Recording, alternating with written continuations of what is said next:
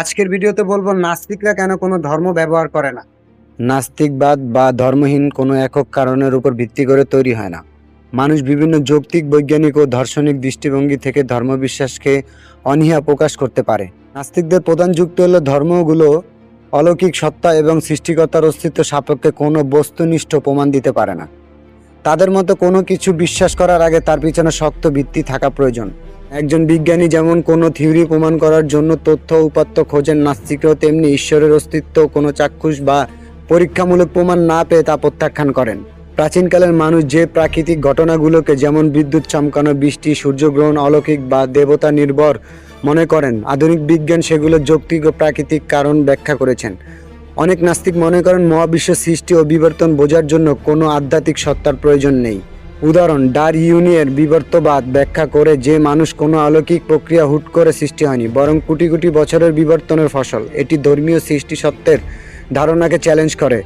উদাহরণ, ডারউইনের বিবর্তনবাদ ব্যাখ্যা করে যে মানুষ কোনো অলৌকিক প্রক্রিয়া হুট করে সৃষ্টি হয়নি, বরং কোটি কোটি বছরের বিবর্তনের ফসল। এটি ধর্মীয় সৃষ্টি তত্ত্বের ধারণাকে চ্যালেঞ্জ করে।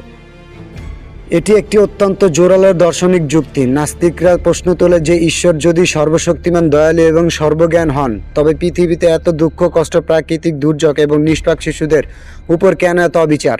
উদাহরণ, একটি ভয়াবহ ভূমিকম্প যখন হাজার হাজার মানুষ মারা যায় বা কোনো শিশু মারা যায়, তখন নাস্তিকরা মনে করে একজন দয়ালু সৃষ্টিকর্তা উপস্থিতিতে এমনটা হওয়া সম্ভব না। নাস্তিকরা মনে করেন ধর্ম মূলত একটি উত্তরাধিকারী সূত্রে পাওয়া সংস্কৃতি। একজন মানুষ কোন ধর্ম অনুসারী হবে তা নির্ভর করে সে কোথায় এবং কোন পরিবারে জন্মগ্রহণ করেছে। উদাহরণ, সৌদি আরবে জন্মালে একজন মানুষ সাধারণত মুসলিম হয়, আবার ভারতে জন্মালে হিন্দু। নাস্তিকরা একে সত্যের চেয়ে বড় সামাজিক কাঠামো হিসাবে দেখেন এবং মনে করেন যদি ধর্ম সত্য হতো তবে তা ভৌগোলিক অবস্থানের উপর নির্ভর করতে হতো না। পৃথিবীতে হাজার হাজার ধর্ম রয়েছে এবং প্রত্যেকটি ধর্মই নিজেকে একমাত্র সত্য বলে দাবি করে। এক ধর্মের ঈশ্বর বা নিয়ম বা অন্য ধর্মের সাথে মিলে না। নাস্তিকদের মতে সব ধর্মে যেহেতু সত্য হতে পারে না, তাই সম্ভবত কোনোটিই সত্যি নয়। উদাহরণ, এক ধর্মে যা পবিত্র, অন্য ধর্মে তা নিষিদ্ধ। তার পারস্পরিক বিরোধী অবস্থান। নাস্তিকরা মনে করে এতে সংশয় তৈরি করা হয়।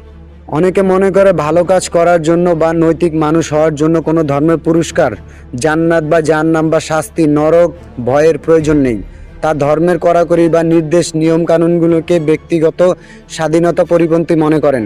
উদাহরণ, একজন নাস্তিক কোনো প্রকার ধর্মীয় বাধ্যবাধকতা ছাড়াই মানবিক কারণে আর্ত মানবতার সেবা করতে পারেন, শুধু নিজের বিবেক ও নৈতিক বোধ থাকলেই হবে।